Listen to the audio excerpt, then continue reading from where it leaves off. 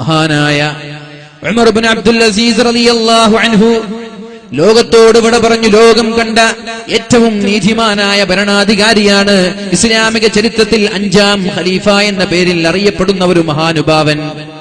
അദ്ദേഹം ലോകത്തോട് വിട പറഞ്ഞു പോയപ്പോൾ അദ്ദേഹത്തിന്റെ കുടുംബക്കാരനായ ഒരു സഹോദരൻ അദ്ദേഹത്തെ സ്വപ്നം കാണാനിടയായി. അല്ല, നിങ്ങൾ ഒരുപാട് നന്മ ചെയ്ത ആളാണല്ലോ, ഖബറിൽ നിങ്ങൾക്ക് ഏറ്റവും ഉപകാരമുള്ള അമൽ ഏതായിരുന്നു? ഖബറിൽ രക്ഷപ്പെടാനുള്ള അമൽ ഏതാണ്? വലിയ മുതലാളിയാണ്, അദ്ദേഹത്തിന്റെ സുഗന്ധം കിലോമീറ്ററുകളോളം അതിന്റെ പരിമളം എത്തിയിരുന്നു എന്നാണ്.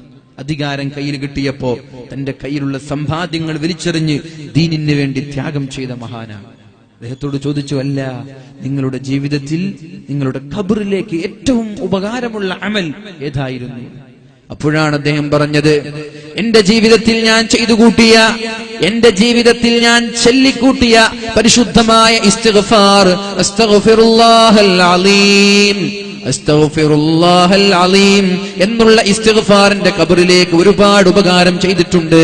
എന്റെ ഖബറിൽ ഏറ്റവും സുഖങ്ങൾ ലഭിക്കാൻ കാരണം ഇസ്തിഗ്ഫാർ ആണെന്ന് മഹാനായ ഉമർ ഇബ്നു അബ്ദുൽ അസീസ് റളിയല്ലാഹു അൻഹു പറയുമ്പോ, എന്റെ പ്രിയപ്പെട്ട സഹോദരങ്ങളോട്, രക്ഷിതാക്കളോട്, വൃദ്ധന്മാരായ എന്റെ സ്നേഹനിധികളായ ഉപ്പമാരോട്, ഉമ്മമാരോട് പറയാനുള്ളത്, വെറുതെ സൊറ പറയുന്ന സമയങ്ങളിൽ, വെറുതെ സംസാരിച്ചിരിക്കുന്ന സമയങ്ങളിൽ, TV കണ്ട സമയം നഷ്ടപ്പെടുത്തുന്ന സമയങ്ങളിൽ ഒരു തസ്ബീഹ് മാല കയ്യിൽ പിടിച്ചുകൊണ്ട് അസ്തഗ്ഫിറുല്ലാഹൽ അലീം, അസ്തഗ്ഫിറുല്ലാഹൽ അലീം എന്നിങ്ങനെ ചെല്ലാൻ തുടങ്ങിയാൽ നിങ്ങൾ മരിക്കുന്ന സമയത്ത് ഒരു തെറ്റുപോലുമില്ലാതെ ഒരു നല്ല മനുഷ്യനായി ഉമ്മ പെറ്റ മക്കളെ പോലെ ലാ ഇലാഹ ഇല്ലല്ലാഹ് എന്നുച്ചരിച്ച് മരിക്കാനുള്ള ഭാഗ്യമുണ്ടാകും. അല്ലാഹു തൗഫീഖ് ചെയ്യട്ടെ, അല്ലാഹു തൗഫീഖ് ചെയ്യട്ടെ. അത് മാത്രമല്ല, ഒരുപാട് നേട്ടങ്ങളുണ്ട് ഇസ്തിഗ്ഫാറിലൂടെ.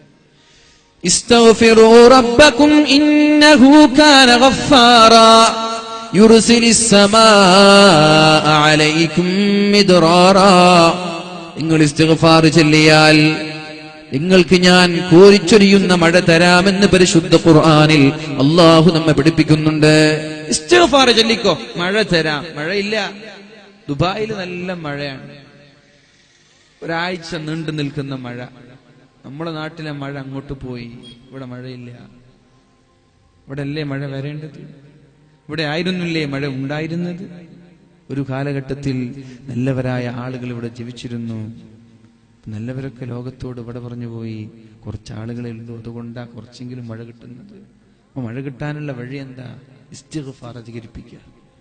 ഇസ്തഗ്ഫിറൂ റബ്ബക്കും ഇന്നഹു കാന ഗഫാറാ യുർസിലിസ് സമാഅ അലൈക്കും മിദ്റാറാ. നിങ്ങൾ അല്ലാഹുവിലേക്ക് ഇസ്തിഗ്ഫാർ ചൊല്ലിയാൽ അല്ലാഹു അനുഗ്രഹീതമായ കോരിച്ചൊരിയുന്ന മഴ തരാമെന്ന് പരിശുദ്ധമായ സൂറത്തുകളിൽ അല്ലാഹു പഠിപ്പിക്കുന്നുണ്ട്. ഇസ്തിഗ്ഫാർ ചൊല്ലണം, എല്ലാവരും ചൊല്ലണം. ആര്? ഉപ്പ ചൊല്ലണം, ഉമ്മ ചൊല്ലണം, മക്കള് ചൊല്ലണം, വീട്ടുകാരെല്ലാവരും ചൊല്ലണം ഇസ്തിഗ്ഫാർ. ഒരു മിനിമം 100 ഇസ്തിഗ്ഫാറെങ്കിലും ചെല്ലാൻ പറ്റണം നമ്മൾക്ക്. രാവിലെ സുബഹി നിസ്കാരത്തിന്റെയും മഗ്രിബിന്റെയും ഇടയിൽ ഒരു 100 തവണ, മഗ്രിബ് നിസ്കാരത്തിന്റെയും സുബഹിയുടെയും ഇടയിൽ ഒരു 100 തവണ ഇത് ചൊല്ലിയാലോ മഴ ലഭിക്കും, നോ ഡൗട്ട്. ഇത് അല്ലാഹുവിന്റെ വാഗ്ദാനമാണ്. നമ്മളെ പോലെയല്ല, അല്ലാഹ് പറഞ്ഞ നമ്മളെ പോലെയല്ല. റബ്ബനാ വആതിനാ മാ ബഅത്നാ അലാ റസൂലിക വലാ തുഖ്സിനാ യൗമൽ ഖിയാമ. അല്ലാഹുവേ, നീ ഞങ്ങൾക്ക് നൽകിയ വാഗ്ദാനം നീ നിറവേറ്റി തരണേ അല്ലാഹ്. കാരണം ഇന്നക ലാ തുഖ്ലിഫുൽ മിആദ്, ഒരു വാഗ്ദാനം നീ നൽകിയാൽ ആ വാഗ്ദാനം നീ തള്ളിക്കളയുന്നവനല്ല, കരാറ് ലംഘിക്കുന്നവനല്ല, വഞ്ചിക്കുന്നവനല്ല, ചതിക്കുന്നവനല്ല. ഒരു വാക്ക് നൽകിയാൽ അതുപോലെ പാലിക്കുന്നവനാണ് നീ. അതുകൊണ്ട് ഞങ്ങളുടെ വാഗ്ദാനം നിറവേറ്റി തരണേ എന്ന് ദുആ ചെയ്യാറുണ്ടല്ലോ. അല്ലാഹു ഒരു വാഗ്ദാനം നൽകിയാൽ അത് ഭംഗിയായി നിറവേറ്റാൻ അല്ലാഹു ശ്രദ്ധിക്കുന്നുണ്ട്. അല്ലാഹു ലംഘിക്കൂല. അപ്പൊ മഴ വേണമെങ്കിൽ എന്ത് ചെയ്യണം? മുഖ്യമന്ത്രി കണ്ടിട്ടൊന്നും കാര്യം ഉണ്ടാവൂല, അതൊന്നും ശരിയാവൂല. പിന്നെന്താ വേണ്ടത്? ഇസ്തിഗ്ഫാർ അധികരിപ്പിക്കുക. അല്ലാഹു ഒരു ചൊരിയുന്ന അനുഗ്രഹീതമായ മഴ ഞങ്ങൾക്ക് നൽകുമാറാവട്ടെ. സ്വർഗം ലഭിക്കാനുള്ള ഒരു വഴി, മരിച്ചാൽ സ്വർഗം ലഭിക്കാനുള്ള ഒരു വഴി അല്ലാഹുവിന്റെ ഹബീബ് സല്ലല്ലാഹു അലൈഹി വസല്ലം നമ്മോട് പഠിപ്പിക്കുന്നുണ്ട്. മരിക്കുമെന്ന് ഉറപ്പാണല്ലോ, മരിക്കാതെ രക്ഷപ്പെടാൻ ആർക്കും പറ്റൂലല്ലോ, അല്ലേ? ആർക്കെങ്കിലും മരിക്കാതെ രക്ഷപ്പെടാൻ പറ്റുമോ? പല ആളുകളും ശ്രമിക്കുന്നുണ്ട്. യൂറോപ്യൻസ് ഒക്കെ വലിയ വലിയ ഭീമമായ ഡോളറുകൾ കൊടുത്തിട്ട് മരിക്കുമ്പോൾ ഒരു വസിയത്ത് ചെയ്യാൻ, ഞാൻ മരിച്ചാൽ എന്നെ നിങ്ങൾ മറമാടാൻ പാടില്ല. കാരണം ഇനി വരാനിരിക്കുന്ന കാലത്ത് ഏതെങ്കിലും ഒരു സയന്റിസ്റ്റ്, ഏതെങ്കിലും ഒരു ശാസ്ത്രജ്ഞൻ, ഏതെങ്കിലും ഒരു ഡോക്ടർ, മരിച്ചുപോയ ആളുകൾക്ക് രണ്ടാമതൊരു ജീവൻ നൽകാനുള്ള പ്രാപ്തിയുള്ള, യോഗ്യനായ, നൈപുണ്യമുള്ള ഒരു ഡോക്ടർ വന്നാൽ എന്റെ ഈ ദശലക്ഷക്കണക്കിന് ഡോളറുകൾ നൽകി എനിക്ക് രണ്ടാമതും ജീവിക്കാൻ നിങ്ങൾ അവസരം തരണം. കാറൽ മാർക്സിന്റെ ശരീരം മറമാടിയിട്ടില്ല. അതിന്നും കെമിക്കൽ ഉപയോഗിച്ചിട്ട് സംസ്കരിച്ചു കൊണ്ടിരിക്കുകയാണ്, അതിനെ സൂക്ഷിച്ചു കൊണ്ടിരിക്കുകയാണ്. എന്തിന്? അങ്ങനെ ഒരു ഡോക്ടർ വന്ന കാറൽ മാർക്സിന് രണ്ടാമതൊരു ജീവൻ നൽകണം, എന്നിട്ട് അദ്ദേഹത്തിന്റെ ബുദ്ധി സമുദായത്തിന്, നാടിന് ഉപയോഗിക്കണം എന്നുള്ള ചിന്തയോടെ. പക്ഷെ മരിക്കാതിരിക്കാൻ പറ്റൂല. ഐനമാ തകൂനൂ യുദ്രിക്കുമുൽ മൗത്ത് വലൗ കുൻതും ഫീ ബുറൂജിൻ മുശയ്യദ. ശക്തമായ കെട്ടുറപ്പുള്ള ഭദ്രമായ കോട്ടകൊത്തളങ്ങൾക്കകത്തളങ്ങളിൽ ചെന്ന് ജീവിച്ചാലും മരണം നിന്നെ വിടാതെ പിന്തുടരുന്നുണ്ട് എന്ന് പരിശുദ്ധ ഖുർആൻ നമ്മോട് പഠിപ്പിക്കുകയാണ്. ഖുൽ ഇന്നൽ മൗതല്ലദീ തഫിറൂന മിൻ ഫഇന്നഹു മുലാഖീകും. മരണത്തിൽ നിന്ന് എത്ര ഓടാൻ ശ്രമിച്ചാലും അകലാൻ ശ്രമിച്ചാലും മരണം നിന്നെ വിടാതെ പിന്തുടരുമെന്ന് പരിശുദ്ധ ഖുർആൻ. മരിക്കാതിരിക്കാൻ പറ്റില്ല, അല്ലെ? മരിക്കുന്ന ഉറപ്പാണ്.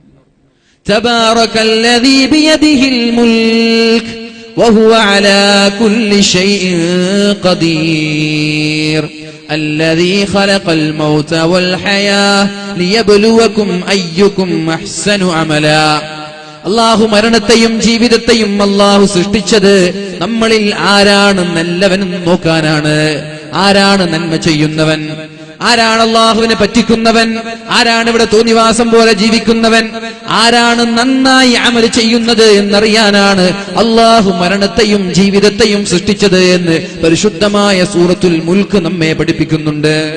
അവൻ മരിക്കുമെന്ന് ഉറപ്പാണ്. പക്ഷെ മരിക്കുമ്പോ സ്വർഗത്തിലെത്തണം. അതിനുള്ള വഴി എന്താ? മരിക്കുന്ന ഉറപ്പല്ലേ, അല്ലേ? നിങ്ങൾ ഇവിടെ ഉണ്ടോ?